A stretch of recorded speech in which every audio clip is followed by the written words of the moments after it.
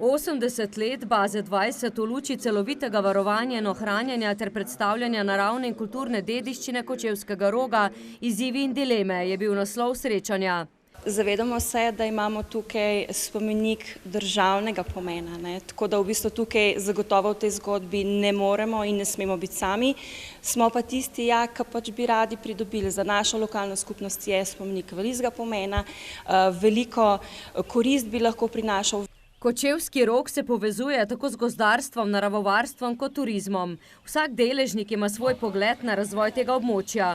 Ključna pa je dediščina, ki je veliko, poudarja Dušan Štepec.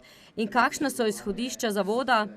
Ja, predvsem ta, da bi si želeli tukaj neko enotno zavarovano cono v neki obliki, stvar seveda dogovora in seveda samega pristopa.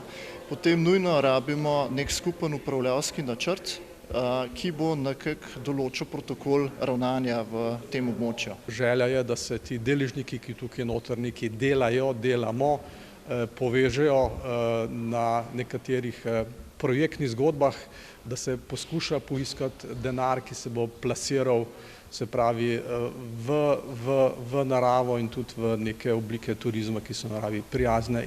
Pa stališče Dolenjskega muzeja, ki na bazi 20 v Jelem Dolu in Zgornjem Hrastniku opravlja muzejsko službo, vodenje in obveščanje obiskovalcev. Ker je to zavedanje o vrednosti te dediščine čedalje večje, pričakujem, da bodo narejeni koraki naprej, tako da bi lahko bila, bom rekel, primer neke uspešne zgodbe.